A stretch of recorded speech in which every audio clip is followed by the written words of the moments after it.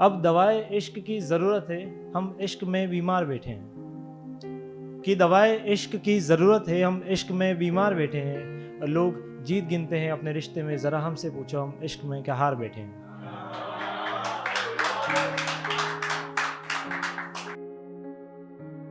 शाम के वक्त मैंने उसे कॉल किया। मैंने कहा कि सुनो, कुछ ज़रूरी बात करनी है।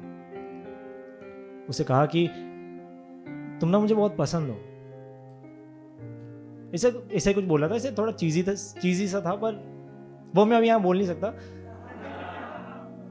तो ये सब बोलने के बाद मैंने उसे ये भी कहा कि मुझे तुम्हारा जवाब नहीं चाहिए, बस बताना है तुम्हें कि मैं तुम्हें चाहने लगा हूँ। तब अगले 1-1.5 मिनट तक तो वो कुछ बोली नहीं। और फिर जब वो उसने बोला तो उसने ये बोला कि आई सी यू एज अ फ्रेंड, मैं तुम्हें सिर्फ दोस्त की तरह देखती हूँ।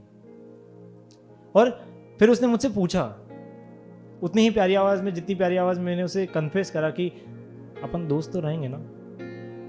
तो उस वक्त इसे ये पूरी बात हो गई। उसके बाद ऐसा था कि मुझे ये एक्सेप्टेबल नहीं था, क्योंकि मैंने तो एक्सपेक्ट किया था ना कि सामने से भी कुछ होगा। तो मैंने एक्सेप्ट नहीं किया कि यार ठीक है, उसने बोल दिया, मना कर दिया, जो भी था। तो मैंने फ़ोन काट दिया और उससे बात ही नहीं की उस वक्त तक, कुछ वक्त तक। और मैं क्या वजह ढूंढने लगा कि आखिर ऐसा क्या था कि उसकी तरफ से फीलिंग्स नहीं थी, क्योंकि जब बातें हो रही थी तब तो लग रहा था। तो तब ऐसा मैं खुद से सवाल पूछ रहा था कि क्या था। तो मुझे याद आया कि एक बार उसने कहा था कि हम दोनों बहुत अलग हैं। तो मुझे लगा शायद ये तो कोई वजह नहीं। तो तब मैंने ऐसा कुछ लिखा था कि हाँ बेशक मैं और तुम अलग हैं, मगर ये तो कोई वजह नहीं कि तुम और मैं हम नहीं हो सकते। कि हाँ बेशक तुम और मैं अलग हैं, मगर ये तो कोई वजह नहीं कि तुम और मैं हम नहीं हो सकते। हम माना कि तुम्हें दिन में सोना और रात में जागना पसंद है। हम माना तुम्हें दिन में सोना और रात में जागना पसंद है, मगर इस वजह से मैं दिन में तुम्हारे बारे में सोचना और रात में तुम्हारे ख्वाब देखना तो नहीं छोड़ सकता। कि माना कि तुम्हें दिन में सोना और रात में जागना पसंद है, मगर इस वजह से मैं दिन में तुम्हारे बारे में सोचना और रात में तुम्हारे ख्वाब देखना तो नहीं छोड़ सकता ना। माना तुम्हें कॉल से ज्यादा चैट पसंद है, मगर इस वजह से मैं तुम्हारी बातों से मिलता हुआ सुकून तो नहीं छोड़ सकता। माना कि तुम ऊपर वाले को बहुत मानती हो, कि माना तुम ऊपर वाले को बहुत मानती हो, मगर इस वजह से मैं तुम्हें खुदा कहना तो नहीं छोड़ सकता। इसी में आगे ऐसा लिखा था कि माना तुम्हें कहानियों से ज़्यादा मूवीज़ और वेब सीरीज़ पसंद है।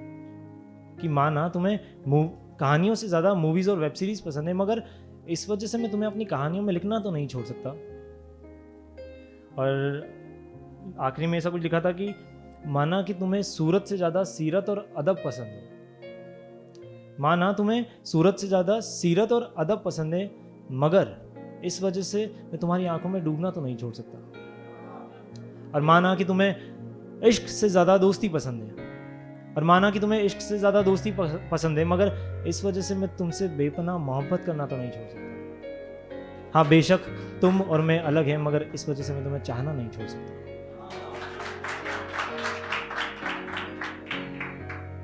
और जो दोस्ती वाली बात थी ना, उसने मुझसे कही थी कि अपन दोस्त तो रहेंगे ना।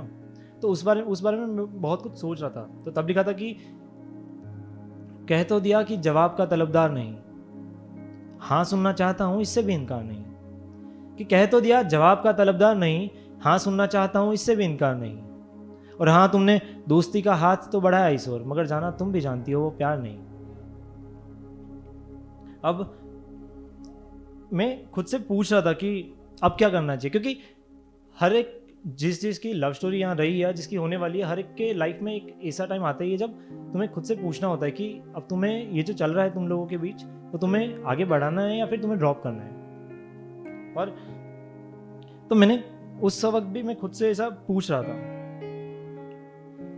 तो मैंने एक सवाल पूछा खुद से कि आखिर वो मेरे लिए है कौन। तो फिर से मैं खुद को ही जवाब लिख रहा हूँ कि मैं मंत्र मुग्ध अगर सपनों में तो चांद सी रोशन रात हो तुम, मैं देखूं ढलता सूरज अगर तो प्यारी मीठी शाम हो तुम। मैं मंत्र मुग्ध अगर सपनों में तो चांद सी रोशन रात हो तुम, मैं देखूं ढलता सूरज अगर तो प्यारी मीठी शाम हो तुम। मैं हूं अगर मैं खाने में तो रेड वाइन का जाम हो तुम। शुक्रिया। मैं मंत्र मुग्ध अगर सपनों में तो चांद सी रोशन रात हो तुम, मैं देखूं ढलता सूरज अगर तो प्यारी मीठी शाम हो तुम, मैं हूँ अगर मैं खाने में तो रेड वाइन का जाम हो तुम, मैं भूला मुसाफिर हूँ अगर तो मुझे याद दिलाने मेरा नाम हो तुम, एंग्जाइटी से पीड़ित मरीज अगर मैं, क्योंकि इश्क में एंग्जाइटी तो बहुत नॉर्मल है, तो एंग्जाइटी से पीड़ित मरीज अगर मैं, तो मरहम के रूप में काम हो तुम, बनूं अगर मैं शायर कभी तो वावा ही भरा मान हो तुम, बनूं अगर मैं शायर कभी तो वावा ही भरा मान हो तुम, और जिससे मिलकर सब रुखसत हो जाए वो अजनबी इंसान हो तुम। अब जब ऐसे चीज़ें खराब होने लगती है तो हर कोई सोचता है कि यार शायद वो कभी मिली ही ना होती तो सही होता, और हर किसी को लगता है, एक वक्त आता ही ऐसा। तो तब लिखा था कि कफील हूं मैं शायद अपनी ही खुशियों की बर्बादी का, कफील का मतलब होता है रेस्पॉन्सिबल, जिम्मेदार। तो तब लिखा था कि कफील हूं मैं शायद अपनी ही खुशियों की बर्बादी का, उस दिन महफिल में थोड़ी देर हो जाती तो अच्छा होता। अब जब सब खराब हो ही चुका है ना इश्क में, मगर फिर भी जब भी हर किसी की बात है, ये यूनिवर्सल ट्रूथ है, शाश्वत सत्य, कि इश्क में जब सब खराब हो जाता है फिर भी एक छोटी सी उम्मीद हमेशा रहती है, आखिरी जो उम्मीद होती है। तो मेरे अंदर भी थी वो आखिरी उम्मीद, है ना। और इतना सब होने के बाद भी हम अभी भी, आज भी हम दोस्त हैं या सिर्फ दोस्त होना प्रिटेंड कर रहे हैं, मुझे नहीं पता, है ना। तो उस उम्मीद में मैंने लिखा था कि अब जब मिलोगी तो कोई बात साथ लाना, कि अब के जब मिलोगी तो कोई बात साथ लाना, अपने सपनों की एक रात साथ लाना। अब जब मिलोगी तो कोई बात साथ लाना, अपने सपनों की एक रात साथ लाना, और मुझे तो कब से हो चुका है तुमसे बेपनाह इश्क, इस बार तुम भी कोई जज्बात साथ लाना। अब कुछ वक्त पहले मुझे पता चला है कि उसे कोई और पसंद है, वो किसी और के साथ है, पर हाँ ऐसा ही कुछ, अपने कहना तो नहीं चाहिए पर हाँ। तो अब मैं फिर से खुद से पूछ रहा हूँ, और एक बात यहाँ पे जितने भी लोग एक तरफा इश्क कर चुके हैं, मैं उनसे कहना चाहूँगा कि जब आप एक तरफा इश्क में होते हो तो उसकी सबसे अच्छी या सबसे बुरी बात यही है कि यहाँ सारे सवाल भी तुम्हारे होंगे, सारे जवाब भी तुम्हारे होंगे, है ना। तो तब मैंने ऐसा लिखा था कि क्योंकि मुझे पता चला था कि उसको कोई और पसंद है, और मैंने पूछा था तो उसने इनकार कर दिया, मगर मुझे तो पता है ना, अपने भी थोड़े बहुत कॉन्टेक्ट्स तो हैं। तो तब लिखा था कि तुम्हारा उसको चाहना गलत तो नहीं, मगर मेरा तुम्हें चाहना भी तो सही है ना। तुम्हारा उसको चाहना गलत तो नहीं, मगर मेरा तुम्हें चाहना भी तो सही है ना। तुम उसके बिना जीना नहीं चाहती, तो तुम्हारे बगैर मेरा मरना भी तो सही है ना। तुम्हारा उसको चाहना गलत तो नहीं, मगर मेरा तुम्हें चाहना भी तो सही है ना। तुम उसके बिना जीना नहीं चाहती, तो तुम्हारे बगैर मेरा मरना भी तो सही है ना। और याद है मैंने तुम्हें बताया था कि इश्क के मायने क्या होते हैं या फिर कैसे काम करते हैं। याद है मैंने तुम्हें बताया था कि इश्क के मायने कैसे काम करते हैं, कि मोहब्बत दोनों तरफ से बराबर हो, मगर मेरी एक तरफा भी तो सही है ना।